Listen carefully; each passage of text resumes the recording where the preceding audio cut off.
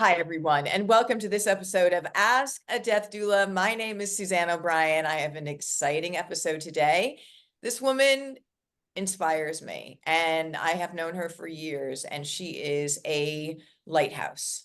To just say something in one statement, her light shines, and every time she interacts and shares something, she has wisdom and she has comfort, and it's just such a beautiful thing. So I am absolutely thrilled to introduce you to Peggy Lindsay. This is her book. We're going to talk about this. My Beat Goes On. Let me give you a little introduction about the author. Peggy Lindsay is a heart transplant patient in Tampa, Florida. Her first cardiology team failed to diagnose her illness after 7 years of care. When she sought a second opinion, she was already in end-stage heart failure and needed a transplant. Peggy went looking for as much information as she could find on the heart transplant process, but the one thing she wanted the most was to hear from other patients on what to expect, and there was no such information found.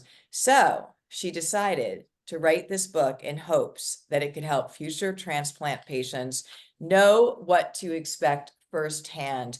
This is My Beat Goes On. I just got chills. Welcome, Peggy Lindsay. I'm thrilled you're here. Thank you so much for having me, Suzanne. I'm thrilled you're here for so many reasons.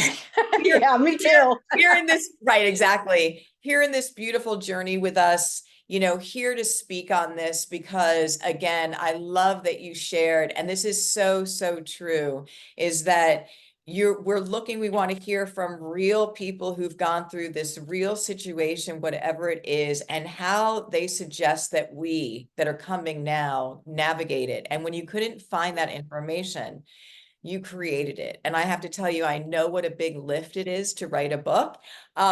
And this is so sweet because there's something that I read that was so sweet about, if you have $1 every time somebody said you should write a book, and then you thinking that you didn't have the time and maybe didn't have the expertise to write it, but you sat down and you did it, and you actually have both. So welcome. It's so good to have you. Thank you. Thank you so much.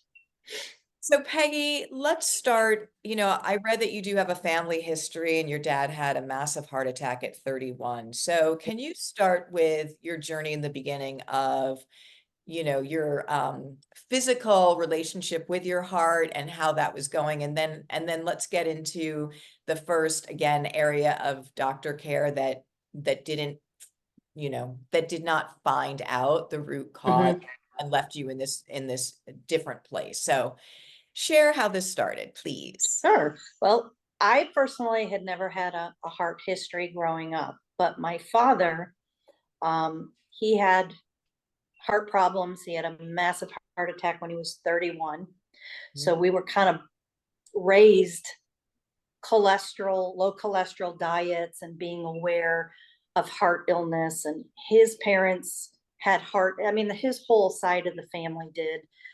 My mother's whole side of the family did. So my brother and I were brought up to be conscious of it, but we never exhibited anything until, I had some high cholesterol.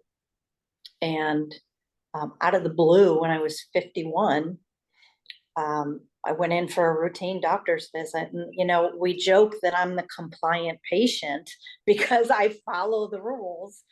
But I went in to get my routine blood work, and they said something's not right. And the medical tech kind of questioned the blood pressure, and I think she tried it 3 times and brought in another blood pressure cuff, and then called the doctor. And then I'm like, this can't be good. So they said, well, we'd like you to go to the hospital and get checked out. My immediate thought was, oh God, let me go home and let my dog out and change my clothes, because I was dressed for work. And they're like, no, you don't understand. We need you to go now. I'm like, no, you don't understand. I have to go and, get my dog out because this is not going to be a short process. Yeah. They're like, no, we're afraid your heart's going to stop any minute. Based on what, can I just ask, was it so Sure. high? Was it so high? My blood pressure was 195 over like 96 or something, and my heart rate was Yeah. 33. Were you okay? Wow, lots going on here. Were you feeling physically ill? I had gotten dizzy spells, and everybody's like, well, my doctors were like, well, it's probably your type 2 diabetes, so let's just keep an eye on it. And everything was kind of downplayed. Got it. Got I it. was like, okay, I'm gonna do what the doctor says. Of course. That was my mistake. Yeah. That was my mistake. And so, my quest in this is to teach people, trust your doctor, but if things aren't quite right, you need to go get that second opinion. And Or third.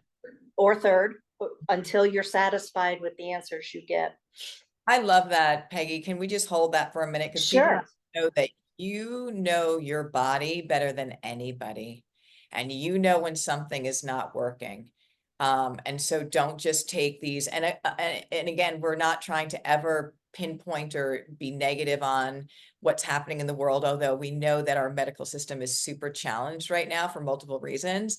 Yep. Don't let anyone give you a blanket answer and dismiss things. If you feel that something is wrong, keep searching for opinions, which Exactly. is really what your book is about, part of it. Exactly. Yep. Mhm. And that was the pivoting point, is they sent me to the hospital and they're like, oh, you're in 3rd-degree heart block. And I'm Wow. like, what is that? Why is it? Mhm. Nobody could tell me why. They just said, we're putting you on an external pacemaker and we're going to put you in surgery first thing in the morning and give you a pacemaker. Okay, but why? Why is this happening? And Yeah. nobody could tell me. Okay. And so then that's when I started in cardiac care for several years. And you said it, you know your body best. Listen to it. Yeah. And I did. And I kept approaching my cardiologist about it. And she said, finally, we did all these EKGs over the years. And the last one that we did, I said, something is not right. I want to move the echo up from April to that holiday that was the Christmas holiday that was there, instead of waiting another 6-7 months. And she said to me, well, when did you get MD added to the end of your name? And I was like, excuse me? I said, well, my daughter and I have concerns for heart failure, especially with my family history. Well, what are her concerns? Or I'm sorry, what are her credentials? Okay, we need to take a minute. We need to take a breath, and we need to exactly. take a minute. Yeah.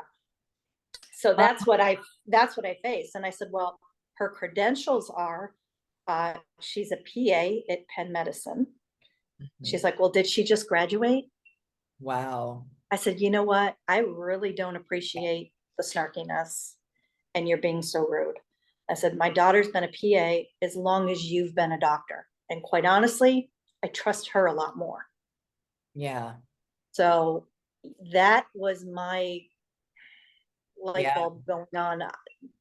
Done. Need to find somebody else. So, Let's look at the gift there for a minute, because as horrific as that scenario is to me, because just, you not feeling well, you being in a position where you're seeking help and having somebody respond to you in that way is so upsetting, number one. But then also I feel like the gift here was that, wow, there was no room to move forward with them. Door shut. Let's go find somebody else, which is the gift. It kind of puts yes. you on a different path. Okay. Yeah. I feel like we need to pay attention as medical practitioners, and I can speak as the nurse. Listen to the people, listen to your patients. They know their body. Absolutely. Absolutely. And I'm sure she would just look at me and go, well, she looks fine. She must be fine and must be in her head, or, I mean, I was gasping for air, Suzanne. I had been Yeah. bounced back and forth from cardiology to pulmonology. I was like a ping pong ball. It's a mess.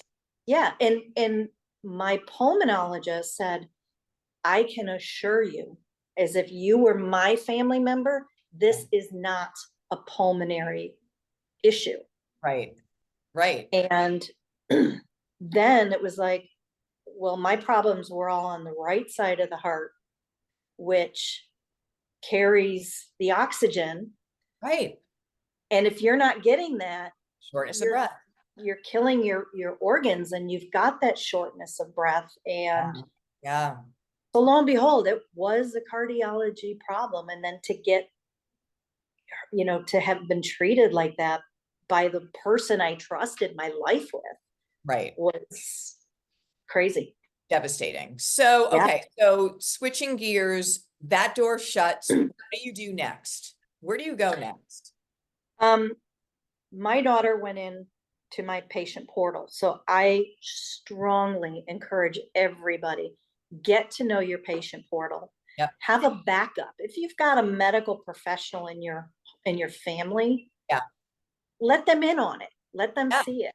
Yeah. Because that's what saved me. She looked at it, she went back 4 echoes and said, I don't know what she's talking about. It's because her exact words were, it's just the right side. It's no big deal. Those were her exact words. And my daughter said, that's 50% of your heart, even though it's the right side, it's 50% of your heart. She looked at the last 4 echoes, and it went from the right ventricular, was mildly reduced. And then 4 echoes later, it was severely reduced, and said, you are in final stage, end stage heart failure. Wow. There's no going back. So And here's something that I think people need to hear, and this is really about your book as well, is that our medical system right now in the United States and many other places is so fragmented that doctors don't even have time. So first of all, I'm never going to excuse behavior like that, ever. But they're just running around crazy. They're not even looking for echoes back sometimes. They're just, assuming like if you looking at you, and this is not okay. So everyone should have an advocate, not just yourself. Sometimes people don't feel well enough to be their advocate, but you need to have an advocate, whether it's a medical or not. So, okay. exactly. Yeah.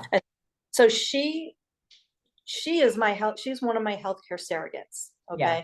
So she wrote a letter to my primary saying, I want my stepmom to be seen by the advanced heart failure team at Tampa General. And when I went in to give her the letter, she goes, well, I'm not really comfortable with. I said, you know what? I'm really not asking. Yeah. Write the referral. And I got over to Tampa General and, saw the cardiologist. She was amazing. Scheduled me 2 weeks later for a heart catheterization. And then she came during the procedure, she came around the table and kind of squatted down to my eye level. And she said, Peggy, we're going to admit you. You are in cardiogenic shock and it is life-threatening. And she knew the history with my other cardiologist. So I kind of joked and I said, well, it's a good thing it's no big deal, right, Doc? Oh, good. And yeah. And I was in for 2 weeks. Wow. 2 weeks. When I left, I had a double lumen Hickman port in my chest, and I left on 24/7 Primacor, which is a hardcore med. Yeah. And I said, well, how long do I have to stay on this? She said, well, we don't know. Maybe indefinitely. We're trying to buy you as much time as we can. So, all right. Let's recap for 1 minute so everyone can stay on, because this is a whole lot, Peggy. So you're going for your routine checkup. Something's not right. They say you need to go to the hospital. I'm still thinking of who took the dog out, but I know the dog was okay. That's how all of our, pet moms here, we're all thinking that. Exactly. Okay, I knew that was taken care of. You go in and now you went to your doctor and you said something's not right. And she says to you, well, when did you go to medical school or something of that nature? Yeah, that was after I got the pacemaker. Okay. Still. Yeah. Right. Okay. So after the pacemaker, right. After the hospital, then the pacemaker. So we know that something is going on. You say it's just not right. Could you move up another test? She goes, when did you get your medical? Oh my gosh. So super like angry, but okay. And then your daughter, she has a PA, she looks in your portal and can actually see and compare the echoes from this 1 to 4 and see that you are in heart failure. You go get a referral that the first doctor, oh, I'm not sure I want to make that referral. Oh, no, I'm not asking. Make the referral to Tampa, go to Tampa cardiology and like, oh, we're going to admit you. And now you're on the table having a procedure and your doctor says you are in cardiac shock. You're going to be in the hospital and you're on these hardcore meds because your daughter looked at your records as your advocate and determined you were in heart failure. Is that correct? Yes, she saved my life. Okay. Yeah. Take a deep breath, Suzanne. I wish everybody had Wow. a medical professional in their family, but And you unfortunately, also have to stand so strongly behind what you feel is going on with you. Okay, exactly. here you are in the hospital, and she goes, we want to buy you as much time. Buy you as much time for what? Well, at that point, the word transplant didn't even come up. Right. So, I left there. I was on the 24/7 meds. Mhm. I had home health care nurses that came once a week to change out all the stuff. And I just basically had to make this machine my best friend. Everywhere I went, it Yeah. went along Yeah. with extra meds, extra tubing, extra everything in a cooler, even if I was going up to the drugstore. Wow. Yeah. How long So was that for? that actually, I was on that for a year and a Wow. month. Now, September, August, let's say August of 2022, you know, I was getting, I really needed a family fix. So I went home to New York and I had the all clear and everything was great. But you know, when I got there, I was just so exhausted. And the whole trip was a blur. I think I was in shock that my blood pressure went so low. Wow. And so when I got home the beginning of September, I immediately went to the doctor and she admitted me again. Wow.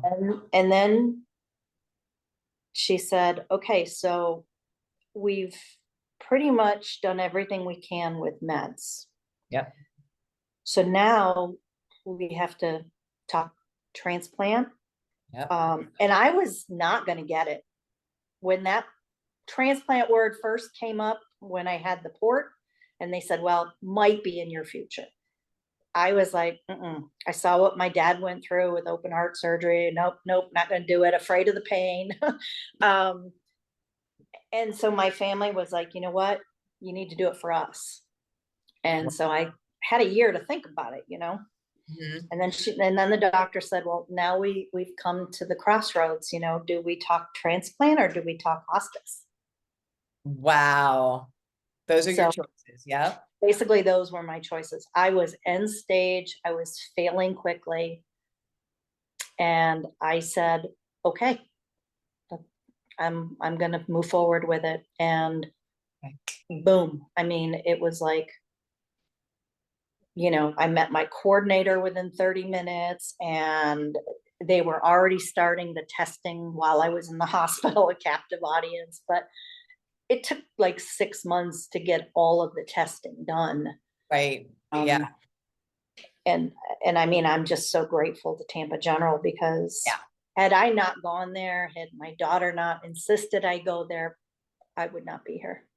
Love shout out to Tampa General. We love that. Yeah. And it's really true. And I think that people need to know that like all of that background testing is so important for a perfect match or the best you can, because that prevents issues moving forward. So they do their diligence in that. Okay. So then what is it like? Like after that, are you you're on a list and just waiting?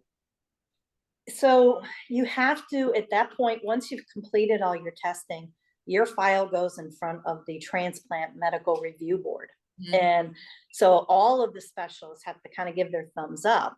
Yeah. They could say, yeah, you're ready, or no, Okay. but we need to do more testing.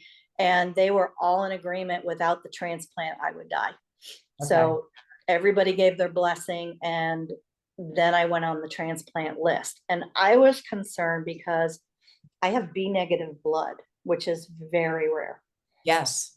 So I'm thinking, well, if that's like one of the rarest blood types, what's the possibility of getting a donor in time? Right.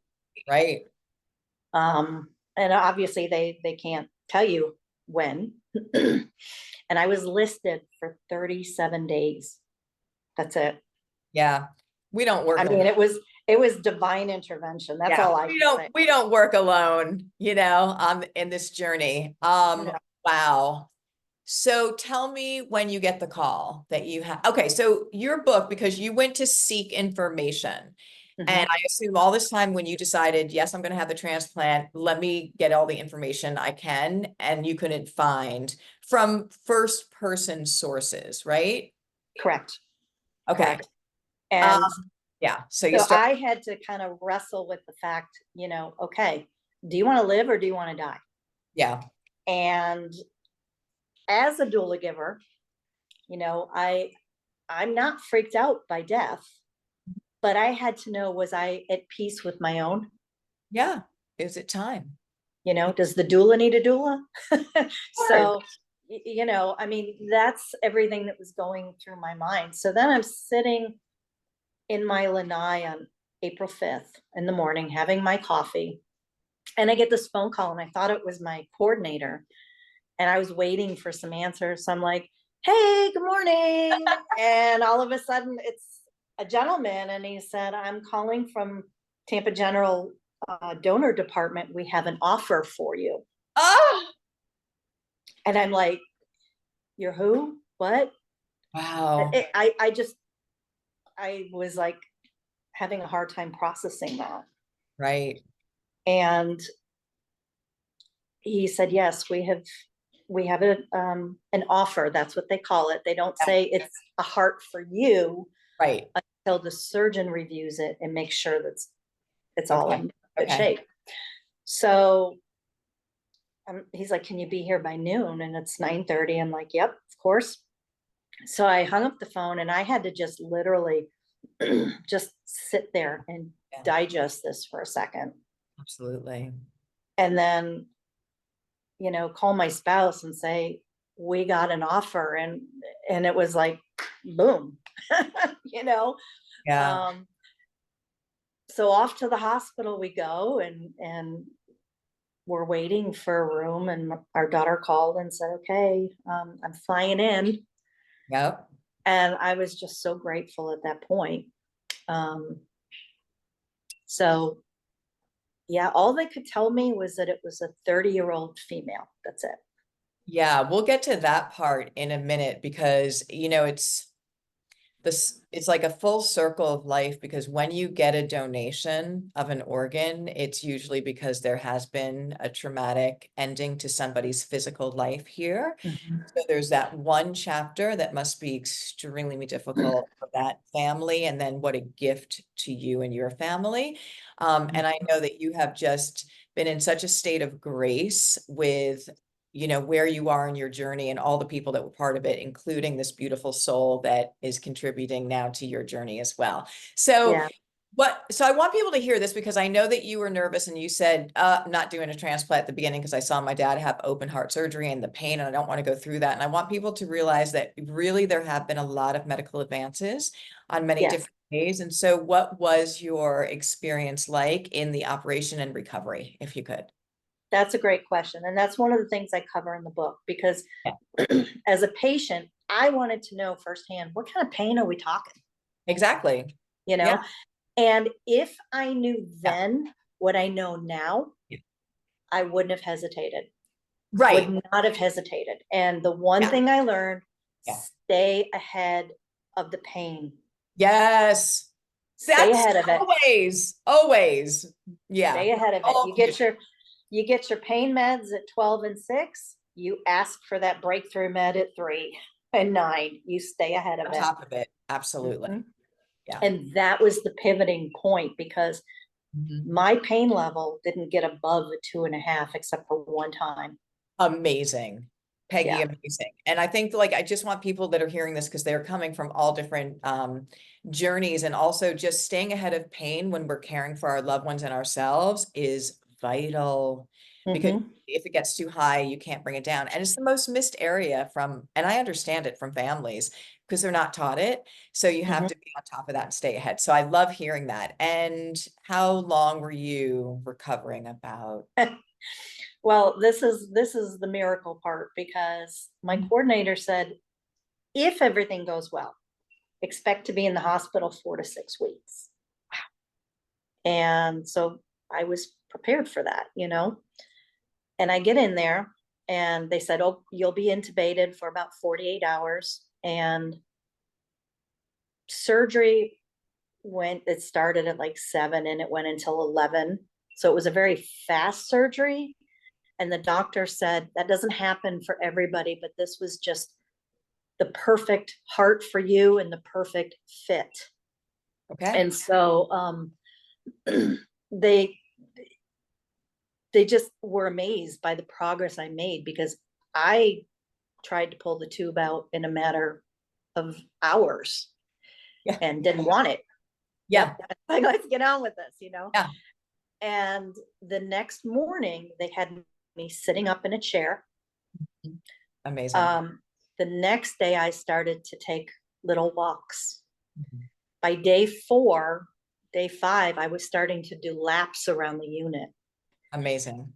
And everybody thought, the visitors that were there thought I had like bypass surgery. I'm like, no, I had a whole heart transplant. And everybody was like, oh my God.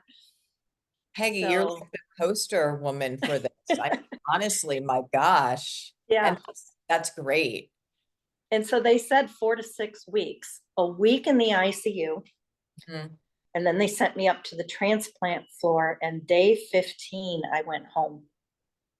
Okay, so I want to tell you what I feel here because I've been, following you and just watching what's been going Yes. on. You have such an amazing attitude. You have such an amazing attitude and outlook. And I know I know there's things we can't control and there's things that we have to, and one of the smartest things we could ever do is surrender, obviously, to what we can't control and just have faith. But Yep. also having a positive attitude of gratitude really helps heal and helps like our disposition. So, I mean, I attribute that to a lot of this and a lot of love that's following you, which it is. So that's incredible. You do have to do, and you probably already are and works for being the poster person for this because people, first of all, that has to be so frightening to hear that you need a transplant. And we know we've heard horrific stories about them not working and the pain and the surgery, and that, we don't want to hold on to those stories because we've made so many advances and it can be very different. So you don't Mhm. want people to not do something that they want to do because of fear. So that's a beautiful story. So let's talk a little bit about what's in this book. And I want a couple of things that I just want to highlight and get your feedback on because it's so great. So you have talked about cellular memory and personality changes, and this is a fascinating one, but I also love this. You say that I've always been on the intuitive side. By the way, all of us are intuitive, whether you're close to it or not. You have that knowing in you. That's your best diagnostic tool. That's a Doulagiver's pearl. But you said I've always been on the intuitive side, but it has been heightened since surgery. Mhm. After surgery at about 4:45 a.m. So I'm thinking it kind of kicked off at 4:44 because that's a sign of angels and that's also how things Yep, work. exactly. I had a vision that my friend Wayne came to me and gave me a big hug. He lived up north, and about 6:30 a.m. that same morning, my friend Judy texted me to let me know that Wayne had passed away at about 5 a.m. There have been so many instances like this, but I'll save that for another book, which is amazing. Do that. This is something I interestingly did a video on this just the other day because people commonly will talk about when somebody has died that's in a distance coming to see them, whether it's Mhm. in a dream, or I remember this one grandfather was talking about his grandson who walked through the porch in Florida. He was about 11 years old. He did not know, no one knew that he had type 1 diabetes. He died up north in Massachusetts and actually came to see him. He talks about him coming and them having a conversation. But a lot of people talk about these dreams. So I love this. Do you want to share anything more about that experience? There were a lot of things.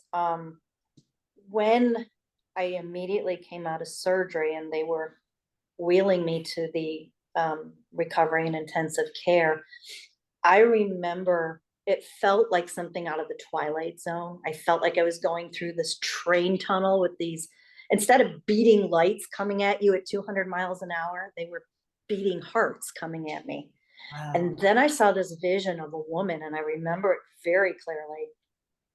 And I'm wondering if that was my donor. And Yeah. then this happened with my friend Wayne. Yeah. Um, yeah, so it just, Yeah. So you're all in this beautiful energy. So let's talk about the different changes in, you said personality changes, your preferences, what was influenced here. And I love that because, you talk about that you were not really a salad person and now you're craving salads, that you did not like sherbet and now you can't get enough of the sherbet, and coffee and chocolate and the whole thing. So immediately you started having different preferences for things. And I love that you said, I think my donor was a very clean eater. I think she was really. But when I think of the process that took place, what Yeah. they did was they kept the back of my wall and took her heart and put it there for it protected it, it kept it in place, Yeah. and it gave it an anchor, so to speak. Oh, So it wow. seems only natural that those two Yeah, would merge of together. course. And so taking on some of her traits. Of course. So Peggy, Yeah. a little clarification, when you say the back of your wall, the back of your heart wall, Hmm. yeah, for support, Correct. what a beautiful image that is. Yeah. So your support of this new birthing heart into your body, and that they both mesh. He said it was not only a perfect heart, but it was the perfect heart for me. Yeah. The size, he said, it's as if it was your own natural heart. Yeah. He said, you were made for each other. Yeah, I really, because of the work that we do here, I don't believe that there's any accidents ever. And so again, if we follow the path, it's beautiful. Let's talk about donors for a minute, because I think that people really are interested in this side of it, because I almost think, when I was reading it, it's almost like what came into my mind is children that are adopted, sometimes Mhm. again, wanting to find their birth parent. And it's like, again, there is a birth here that you're given this life, but wanting to know who was this beautiful soul.